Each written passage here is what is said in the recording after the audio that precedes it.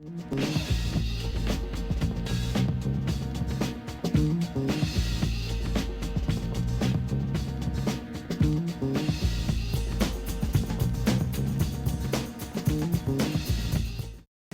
everybody, welcome this afternoon. My name is Annette Webster and I'm Kaiser Permanente. I'm part of the Director of Nursing Practice Office. I am an RN, not a physician. My background is women's health. I was formerly the director of the East Bay for the OBGYN department and know many of these physicians here.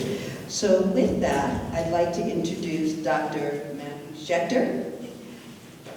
Going to talk and tell you a little bit, and also Dr. Sonia Ordonez, and Dr. Wong.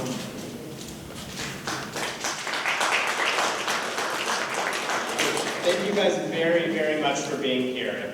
We are privileged to be here talking to you today about a really important topic, and a topic that gets a lot of press attention, a topic you've probably heard at least a little bit about, and a topic that has a lot of confusion too. And so our goals today are to give a little bit more information and answer some questions. So the format is really casual. I know we're wearing white coats and that doesn't seem very casual, but the idea is that we're here to talk and just have a conversation with you. So we're going to start with a little bit of introductions about ourselves, about our background in working with HPV, and then really the second half of the afternoon is to have conversations with you. And so those index cards are super important. We want you to write down questions. There are no bad questions. There's no wrong questions. I can promise you we have heard it before. We've answered it before. Between the three of us, we've if not all, we've seen almost all of it. So please do ask us, and we're happy to share answers with you.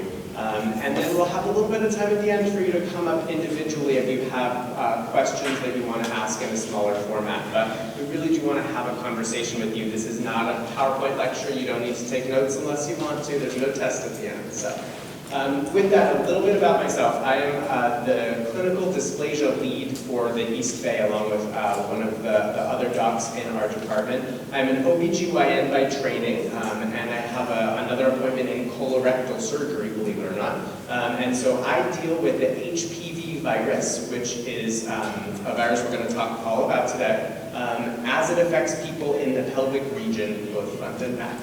And that is my background. I want to share, we can each share a little bit about our backgrounds and then share a little bit more about kind of what we do with HPV in our work. So hi, I'm Dr. Sonia Ordonez, and I'm very happy to be here as well. I am an OBGYN by training, and I focus my practice on both general OBGYN as well as gynecology surgery. And I'm also part of Kaiser Permanente Salud en Español module. So Sure. Why don't you go ahead and share kind of what I want her to share with you what HPV role you have in your practice and how HPV has affected your practice. So I am also, I have been interested in HPV-related disease for really since I was a medical student, and throughout my career. I've been in practice now 25 years. There are several reasons why I became interested in this work. I am part of I'm considered one of the HPV champions in our department, so my role is to promote HPV vaccination as well as improving initiatives on cervical cancer screening. But I would say that there have been several times in my life where I came in contact with HPV and how it affected patients that really impacted me and served as an inspiration to why I'm doing the work that I'm doing. Before we jump into that, I bet there's people in the room who are wondering what is HPV? HPV is a virus, and it's a virus that is everywhere. It's ubiquitous. Practically everybody gets exposed to HPV, and this is a virus that we acquire through intimate contact. So it can be acquired through sex, through genital contact, through oral sex. And people acquire it when they first get into a new intimate relationship with another person. And it's this virus that, though most people clear it, if left untreated, it can cause some pretty significant cancers. So we're going to be talking about the cancers that it can cause, but it can also cause genital warts. And so our goal is to talk about what HPV is, what cancers it can cause, and how we can prevent transmission of HPV, and what happens if we have it.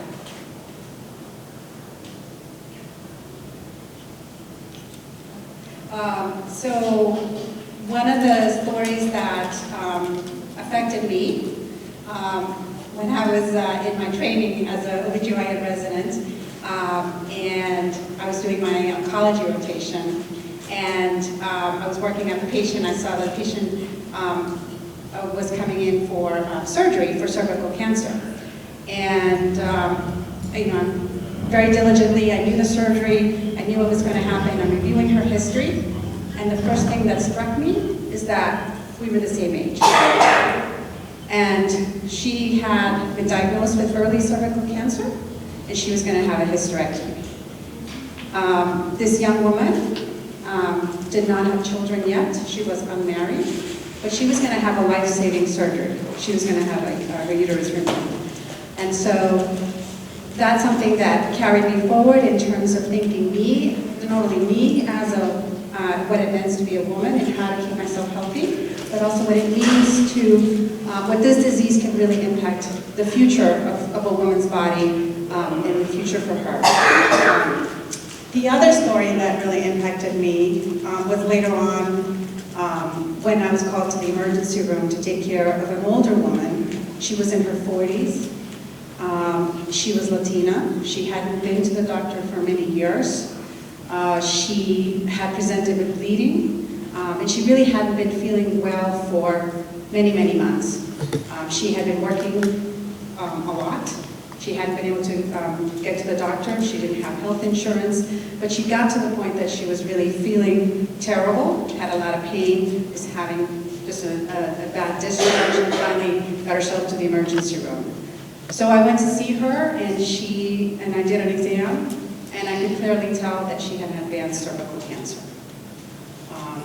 She was married. She had young daughters, 10, 12. We were going to be able to care for her, treat her, give her radiation. Hopefully, if not, we might be able to treat this cancer. We might be able to prolong her life, but we might not. And so, really thinking about HPV, how this can lead to cancers that can be prevented, and thinking about how it affects certain communities because of lack of access to care, cultural barriers that prevent us from seeking care, and how it disproportionately affects the Latinx community and communities of color. And that's one of the things that why I am in this field and what I hope to achieve today. Thank you so much for that. Those are inspiring stories, and they're kind of scary too, to be perfectly honest. When folks talk about HPV, there's oftentimes a lot of fear and stigma. And in my own work, working with folks with HPV-related changes in the anus area, which is your bottom, in the vulva and vagina, which are the clinical words for the front genitals, sometimes also on the penis area too. It's a lot of stigma, which is shame and guilt and feeling like, I should have avoided this. I should have prevented this. I should have done something different. What could I have done? And I wanted to share with you a conversation I had with a 27-year-old who saw me for a vulvar wart, a little growth, because HPV, it causes cancer, but it also can cause just these benign little growths, these little warts. Any wart on the body, believe it or not, was an HPV virus of some kind. So saw me for this wart, and she just felt really guilty about it.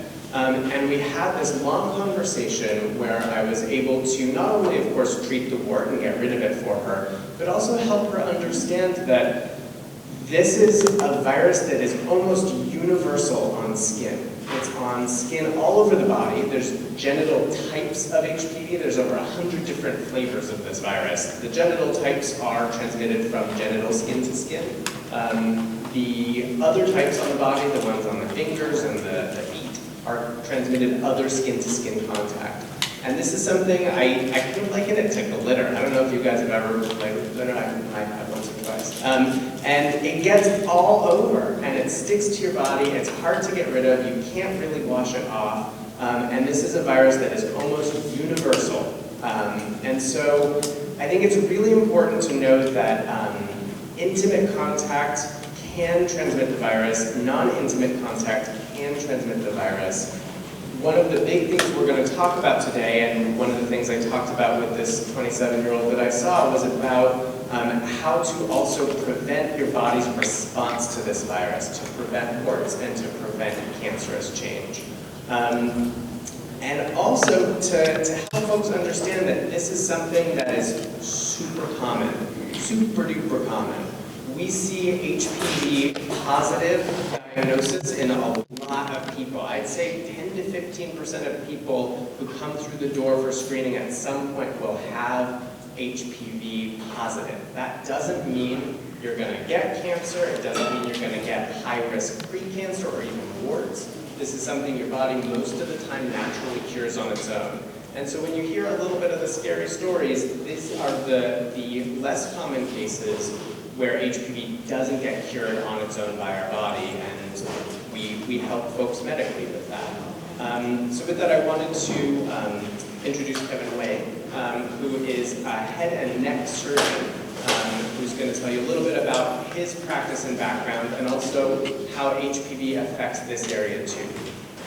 So I want to first just tell you about one of my patients. This is David. That's his real name. That's his real picture. He wants me to share his story with you guys. He was 46 years old when I first met him a couple of years ago. That's his fiancée at the time. And he had a tonsil. He had a cancer in his right tonsil that was caused by HPV. That cancer had spread to a lymph node in his neck by the time I had met him. He was otherwise a very young, healthy guy. He took good care of himself. He didn't smoke. He didn't really drink. And again, he was engaged at this time. So he went through what's one of the more common treatments, which is radiation and chemotherapy. It's a pretty brutal, intense treatment. Radiation involves being given this custom mask so that you can lie on the table in the machine in the exact same spot every single day as the very precise radiation beams target the cancer. And you get radiation treatment every day, Monday through Friday for 7 weeks. And then at the same time, you get chemotherapy, which can be pretty toxic. So the treatment's pretty brutal. Most people will lose like 20 or 30 pounds during this treatment because it's like getting a really bad sunburn reaction on the outside of your skin and on the inside of the throat and everything in between. And usually your mouth dries up because it hits the saliva glands and food doesn't taste good and it hurts to swallow. But he gets through the treatment. He does actually really well. And he gets married a month later, which is amazing because usually at this point people are still feeling pretty sick. Unfortunately, just 6 months later, his cancer comes back. This is an MRI scan, and you can see measured there is his cancer. And it's basically in the same spot it was before. At this point, since he's received radiation and chemotherapy, really his only option is for surgery. And I'm going to show you a couple photos of during the surgery, which are a bit graphic, but intentionally so. You don't have to look. I know you're eating lunch. So to get back to the back of his throat adequately, we split his lip and his jaw in the middle, and then we swing the jaw open, sort of like a door. And to get to the back of the throat, we basically cut out the entire throat area. So, of course, any cancer surgery, you want to take a nice big margin around it. And so to fix and patch up that kind of big hole we leave in there, we do what's called a free flap, which is borrowing tissue from his arm to reline the throat area, and then borrowing a skin graft from the thigh to patch up the arm. So it's a big surgery. It takes 10 to 12 hours. He did really well as far as that surgery goes, and he was in the hospital for about a week. 2 months later, him and his wife have their first child, a baby girl. But unfortunately, 2 months after that, his cancer comes back again. This time kind of next door on the top of the pallets. Again, sort of marked out there with those measurements. At this point, he's been through intense radiation chemotherapy and surgery, and we, at this point, discussed, well, we could do another surgery again, but he'd had enough. So he opts to go on to a trial for immunotherapy, which is like a new type of chemotherapy, essentially. But unfortunately, it doesn't work at all, and his cancer really goes kind of crazy. It just grows out of control. These images show the cancer really filling like his entire throat, growing into his neck and growing up into his brain. So this clearly, it was incurable, and he knew it, and he went into palliative care. And as he's coming to terms with this, he decides to have kind of a celebration of his life, and he has his family over and his friends, and he invited me and my partner to come to their house. And I'd never been invited before to any of my patients' houses, and I'd never done anything like this, but I felt compelled to go, and we did. And while it was really intense and really sad, it was actually in a way sort of peaceful too, because he'd come to terms kind of with what was happening. You can see here, if you blow up his picture, kind of some of the effects of the cancer. The right side of his face is sagging down. He's paralyzed. He can't move it at all. That cancer has knocked out that nerve. He can't open his right eye. He's holding a pen in his right hand because he can't speak, because there's a tumor filling his throat. There's a feeding tube right there because he can't eat either. He died a couple of weeks after this surgery. So he's one of the worst patients I've ever had. Certainly most patients actually do pretty well in terms of cancer treatment. About 90% of patients with throat cancers from HPV actually are cured. So he's sort of, the exception. But it's cases like his, and even when patients are cured, the side effects from the treatment can be pretty bad and sometimes lifelong. Things like the dry mouth, the taste changes, and a lot of other side effects can be permanent even if you're cured from the cancer. So that's why I feel pretty passionately that we have this vaccine, we have this HPV vaccine that's been around now for 13 years, and yet a lot of young people are still not getting it. And this cancer and so many other cancers are preventable.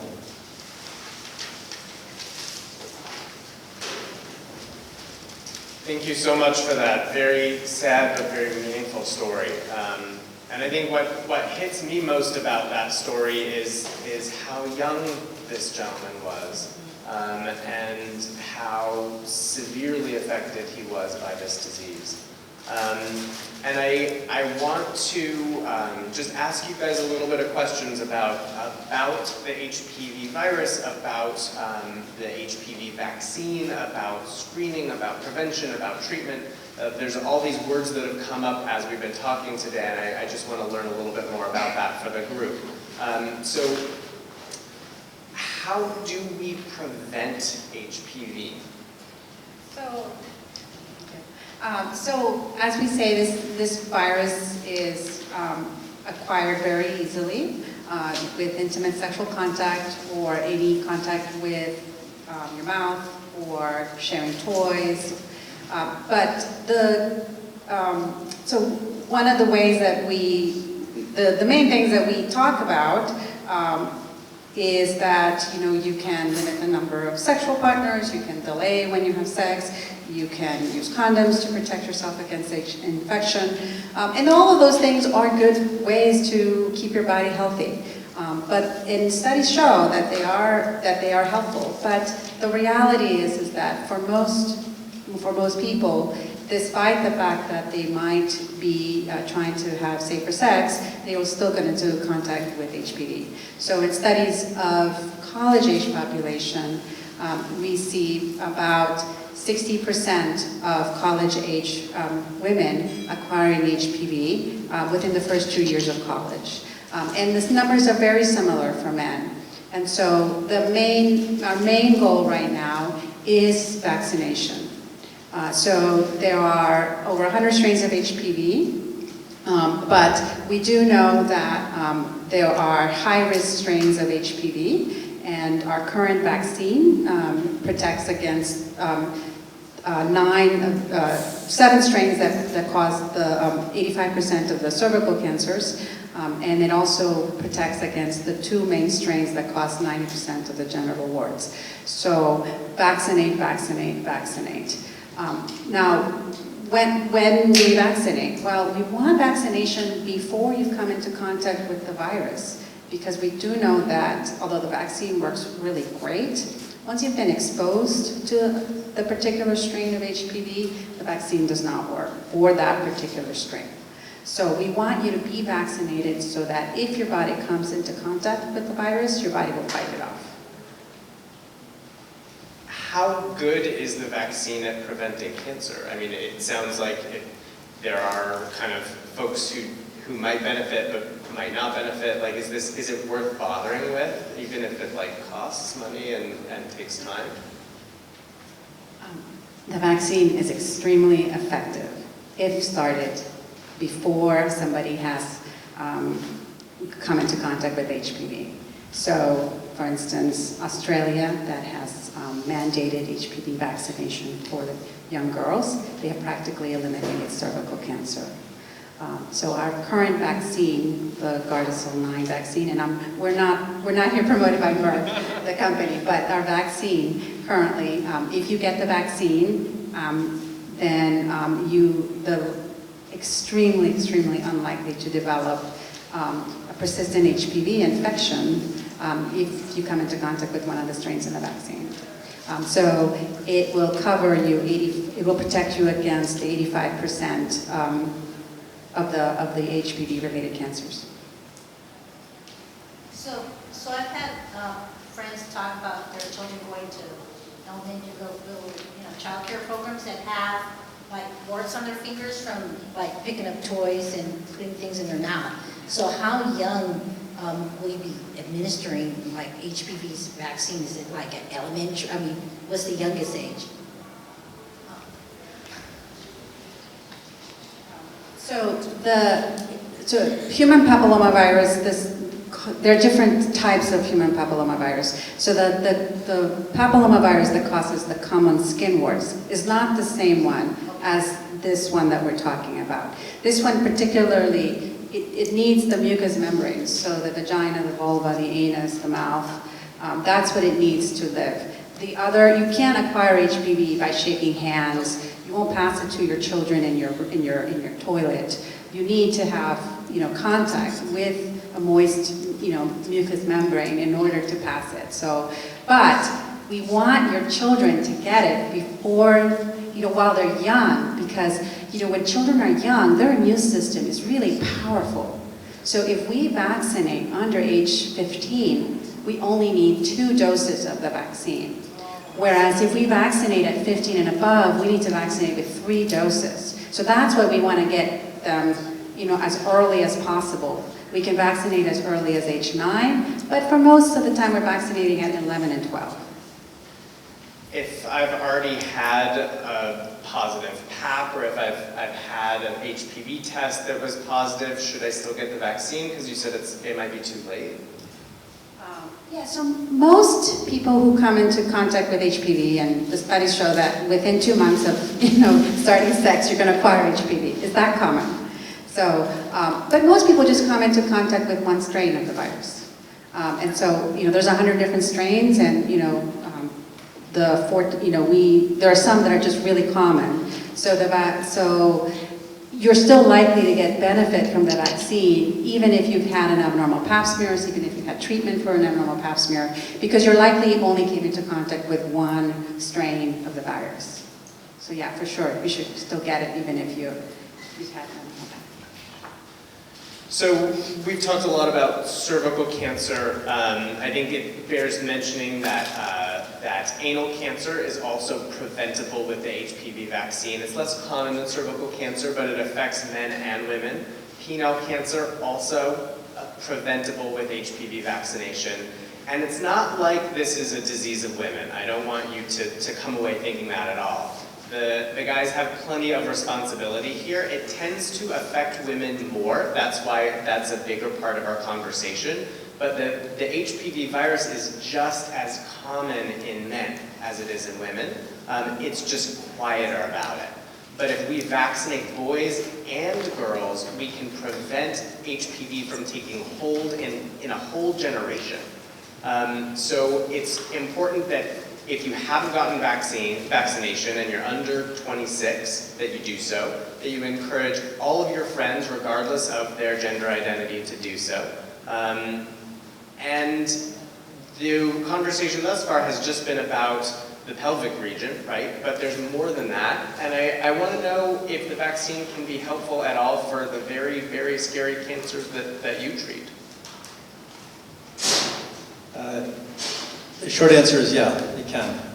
The cancers take a long time to develop, probably 20, 30 years from the time that you ever get the first virus, probably longer than I think for cervical cancer.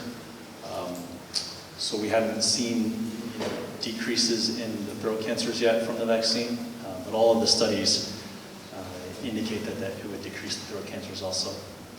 I just went to the slide of the graphic of like the age range, just so people know what the official recommendation is now. So it was recently amended in terms of the age ranges from 11 to 26 for men and women.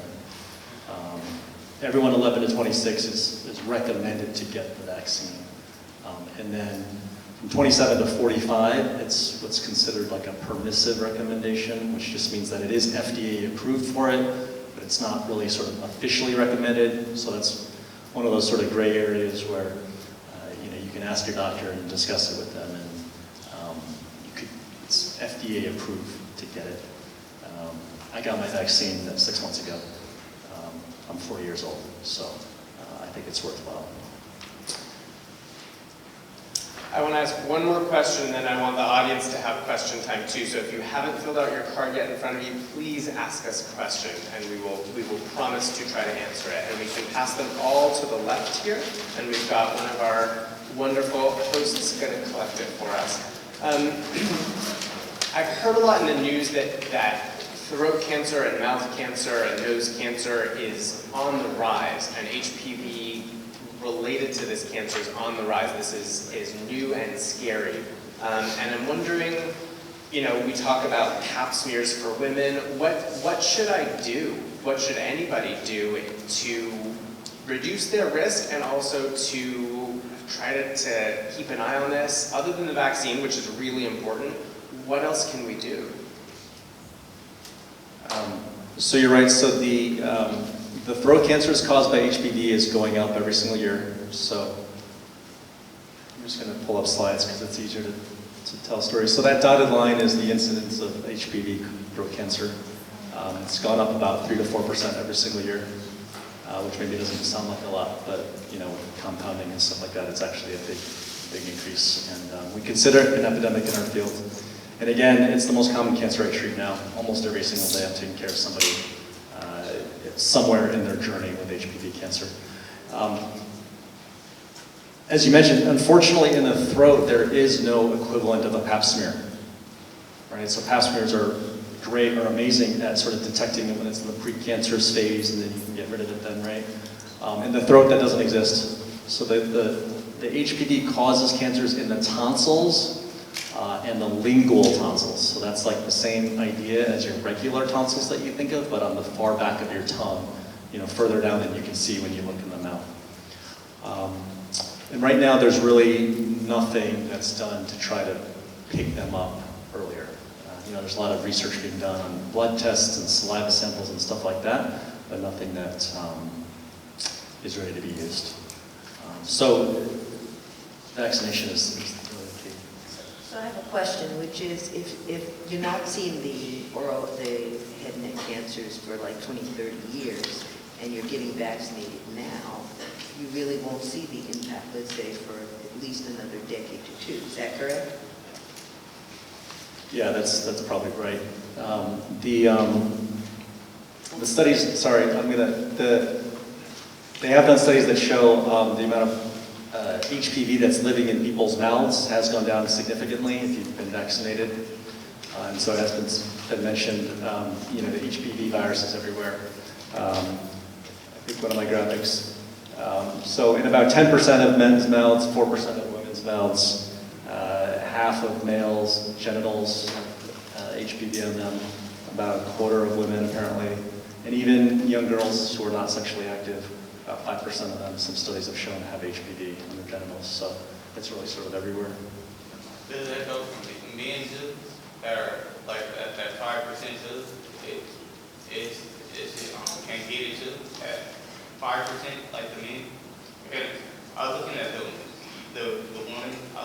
I don't think it's been studied in young men, like in the school-age boys, but that's certainly a worthwhile study to do. And the suspicion would be probably, like I said, this is on skin, and so it can be related to intimate contact, but not always. And so that's why new lumps, bumps are important to mention to your doctor. Vaccine is really important. Are there symptoms people should watch out for in terms of head and neck to catch it early?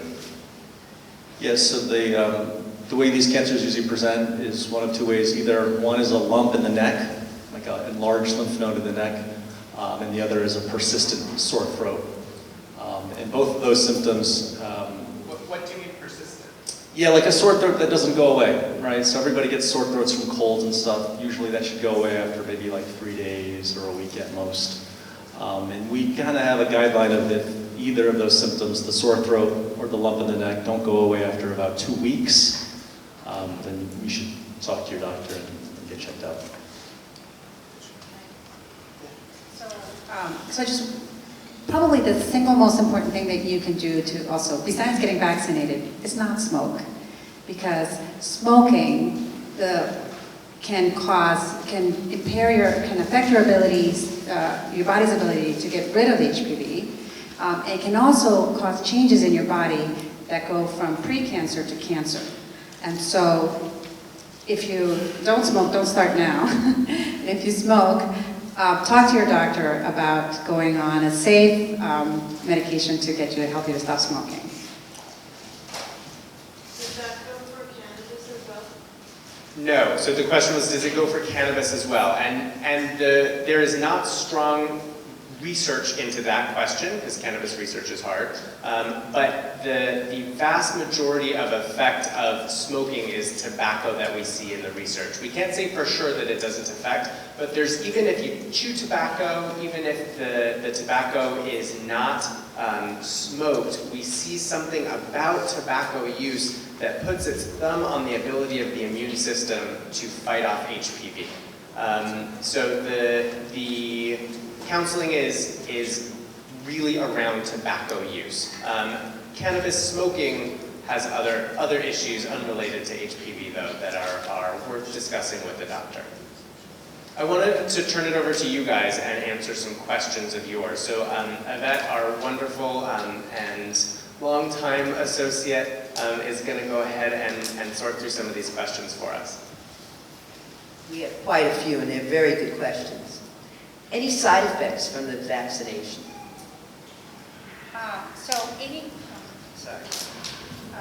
Great question. So this is a very safe vaccine. It's been given worldwide to millions and millions of people. Like with any vaccine, you can get pain at the injection site, you can get a fever, headache, soreness. So those are just common side effects of vaccine that will generally go away. This vaccine tends to be given to young people, and young people tend to faint when they're giving a vaccine, so generally we take precautions to make sure that they don't get up right away, but they stay sitting for about 15 minutes before they get up. But otherwise, this vaccine is very safe, just like every other vaccine. I have 2 daughters, they're 17 and 19, and as soon as they were in middle school, I had my daughters vaccinated, and they cried a little bit, but they were fine. Can you contract HPV from drinking from the same glass, like right after each sip, saliva to saliva? That's a really good question. I don't have any study to support that answer. I don't know if such a study exists. It seems like it's possible to me, right? And the studies that have been done, 10% of guys have HPV in their saliva. So not to make anyone paranoid, but I think it seems plausible to me. And I think this speaks to just how common HPV is everywhere and how easy it is to acquire. This is very different than other, we talk about sexually transmitted infections, and while HPV is related to sexual contact, it's different than other things that you've heard about like chlamydia, syphilis, gonorrhea. Condoms prevent those beautifully. And condoms don't, they help with HPV, but they're not perfect in the same way that it's on fingers, it's on saliva, it's on other body fluids, it passes easily. So the name of the game with HPV is a little less about preventing exposure and a lot more about screening for problems when we can, getting vaccinated early, and coming to the doctor when you have new symptoms that don't go away. You did address this, but I think it's worthwhile saying again. Do you need HPV vaccines after the age of 45? So right now, it's not, the FDA approval goes up to age 45. The FDA has not licensed it for its use after 45. I think that this is one of those conversations that people can have with their physician. I have heard reports of people getting it. But the thing about HPV is that we typically don't get a cancer out of, right away. It takes about 20 to 30 years to go from infection to, getting a cancer. And so if you are older and most people clear their HPV infection. So you're unlikely to get the benefit of the vaccine. By the time you're in your 50s, you're likely already got exposed to it. And so the question is, do you need to go through the trouble of getting the 3 vaccines for something that you've already been exposed that, not to be morbid, you're probably not going to die of it. And so, it's not something that's why the government decided not to extend the vaccination past 45. But we don't discourage conversations with your own provider. So if you have questions, if you want to talk to your doctor about the vaccine, bring it up, talk about it. Because there may be individual circumstances that apply. I believe this is a good question too. Does a negative PAP mean you don't have any of the HPV virus?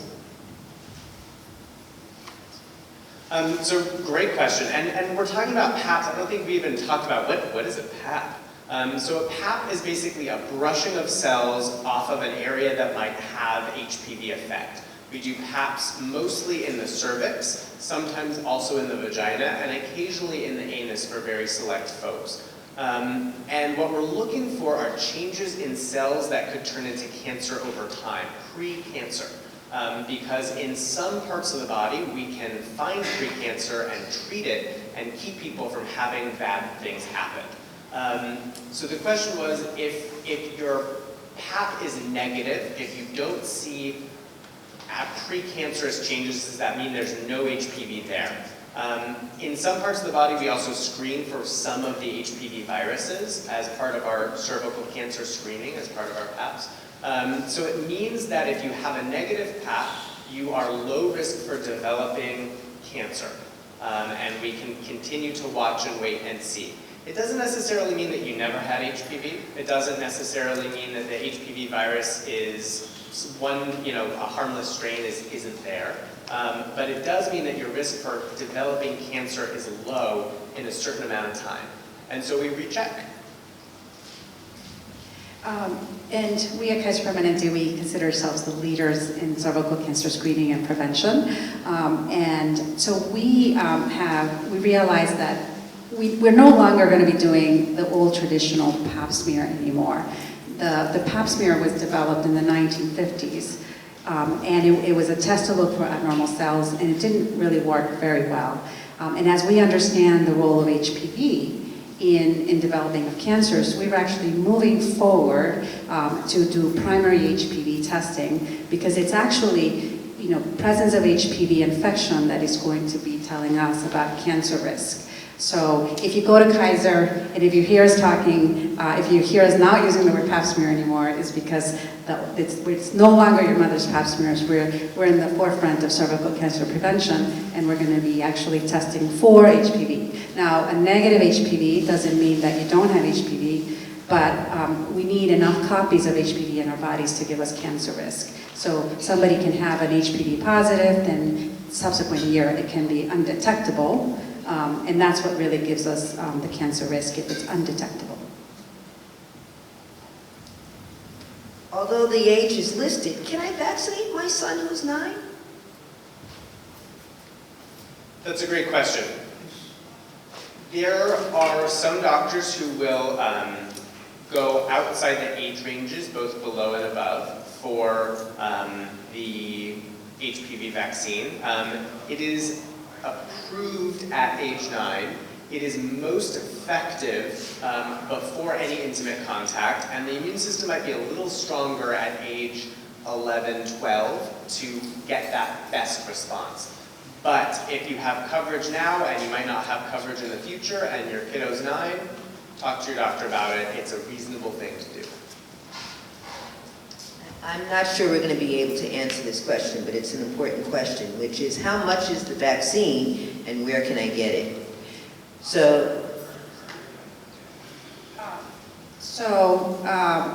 Vaccination is, routine vaccination is generally covered by your health plan, so it should be free or just a minimal pay. For patients who are uninsured, you can go to Walgreens or where they have minute clinics, and I just checked it the other day, and it was about $250 per vaccine, and you need a series of 3 vaccines if you have no insurance. But thanks to Obamacare, or if your parents' health insurance, your vaccination will be covered in general.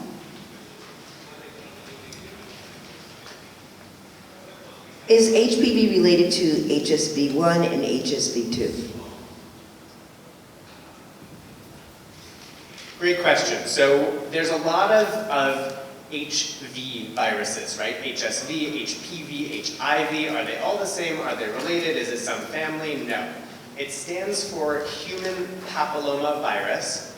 HSV is herpes simplex virus, and HIV is human immunodeficiency virus. 3 totally different viruses, totally different families. The only thing that they have in common is that they can be related to intimate contact. Not always. You can get all of those viruses in different ways that don't involve intimate contact, but they require some kind of contact with another person. They're not aerosolized or anything like that. They're not in the air. So they are contact viruses that start with H and end with V, but they're not families, and they don't go together. That said, having HIV definitely increases your risk for problems with HPV. And so the HPV-related cancer rate is way higher for folks with HIV or other immune problems like untreated diabetes, like smoking, like organ transplants. And so we keep a closer eye on those folks. Sure, we're going to all be able to answer, but how many years do you think it will take to get the vaccine mandatory in the United States? It's a political question. I can speak to that a little bit. When the vaccine was FDA approved in 2007, I believe actually like 20 plus states tried to pass legislation to make it mandatory, and it ended up failing in just about all of them. I think there's 2 states that it is mandatory to attend school, but I think the loopholes are big enough that it hasn't actually worked all that well. So I think politically it became a very touchy thing. I think at the time they found that Merck had donated a bunch of money to some of the lobbyists or something, and that really turned people off. But I think it should be mandatory, but I don't know if it's ever going to happen. The challenge about the conversation around HPV is that HPV can be related to sexual contact.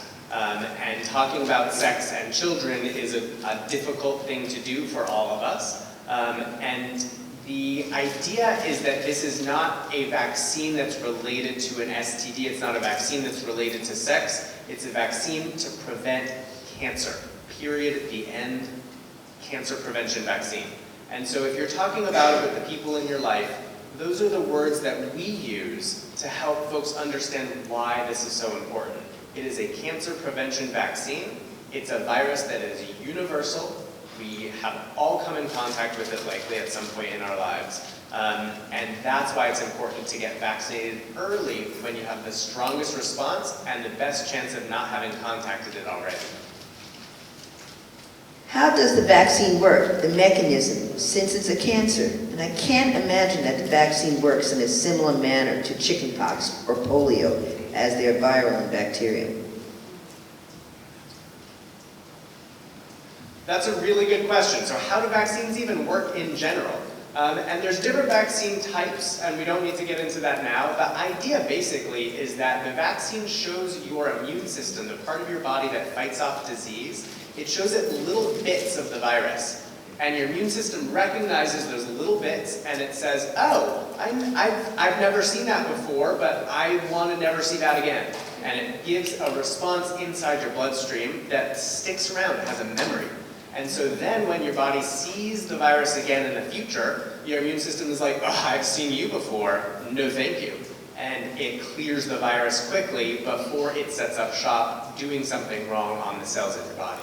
So it prevents cancer because it prevents HPV from latching on and changing the cells in a way that can turn into cancer over time. Does that make sense? So if you do come into contact with HPV, we talk a lot about how 90% of people will clear it. And it's true, and that's your own immune system. I wish we had a medicine that could make your body get rid of HPV, but we rely on your immune system to clear it. And for most of the time, it does a great job. The problem is that it doesn't always do a great job. And it's because the immunity that your body gets isn't great, it doesn't cover everybody, that we want the vaccine, the immunity that we get with the vaccine, it's much better than your own natural immunity against the virus. So I know that there's certain groups of vaccines that are for certain age groups, like 2 and under, 5 and under. Will this type of vaccine be for those kind of categories where it's a required vaccination per certain age group? So the question was, is this ever going to be a required vaccination in a certain age group? And the answer is, it's a recommended vaccination, but we don't, and it's a government decision, right? We can't tell people that they can't go to school unless ... Yes. So it's not in the required group of pre-middle school vaccines, but the way the pediatricians think about it, and the way we should all think about it, is that this is part of the routine vaccinations of childhood, and typically done at age 11 and 12, along with the other pre-middle school vaccines. Yeah, because vaccines on the discussion table right now on a national level, and I was Right. thinking that. There's a lot of controversy about vaccines right now, but a cancer prevention vaccine, I mean, right? Like, this is it. Well, we like to think that this is a very clear benefits kind of a thing. The last question is around what to do, particularly when you've screened positive on a PAP. What do you do next? There was a word in the question, colposcopy. What is that? And do we have a way of detecting HPV in men, and what do we do for men? So do you want to answer the after the PAP, and then you can talk about men? So if you do get told by a doctor that you have an abnormal PAP or a normal HPV result, you'll come into the office for what we call the colposcopy. Colposcopy is a fancy word for looking at your cervix with a telescope. And so I'm not sure if all you can see this, but this is a uterus, and this here is the cervix, here's your vagina, your fallopian and your ovaries.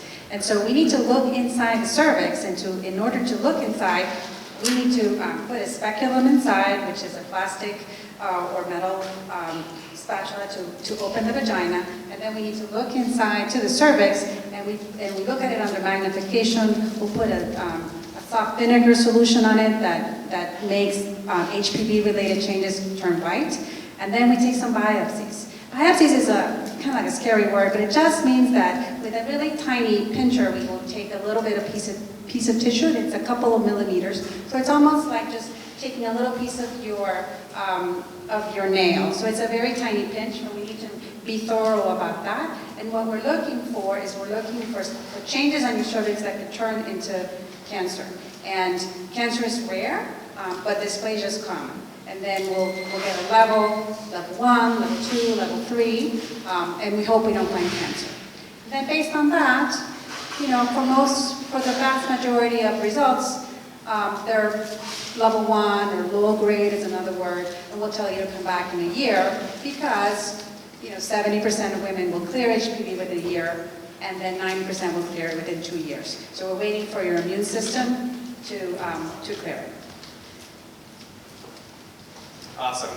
And I think that the punchline there is most of the time we can watch, wait, and see. Rarely do we need to intervene by removing a little more tissue, and even more rarely is there a cancer that needs to be treated. But the only way that we can prevent cancer is by finding the people who are in the pre-cancer zone. And so that's why it's important to get the screening and get the follow-up. There was a question of, do we do something like this for men? And the challenge is that in men, in the general population of men, it's a lot less common to have precancerous changes, either of the penis or the foreskin or the anus or the rectum. These are a lot less common than in the cervix, and it has to do just with the susceptibility, the vulnerability of the tissue to those changes. That said, there are some high-risk populations. So right now, we screen men who are HIV positive, and over age 40, we screen them for anal cancer, because their rate of anal cancer in that high-risk population is the same as women's rate of cervical cancer. And so when those rates are equal, the screening makes sense. But the challenge with screening of any kind is that when you're looking for something wrong, you're going to have the occasional false positive, and that's a scary thing to have happen. And it requires biopsies and looking and follow-up and things like that. And so it's not a purely always good thing to get a screening test. So it's important to talk with your doctor about what's recommended for you specifically and how to stay healthy for you specifically. And they'll be able to have that conversation individually with you too. So I would say the takeaway for today is vaccinate, vaccinate, vaccinate. And that the HPV and screen if there's a screening test available for you and your body. That is the takeaway. Thank you guys so much for coming. This is such an important topic. It's so important to all of us. And we hope that you share this message with the people in your lives. Thank you very much.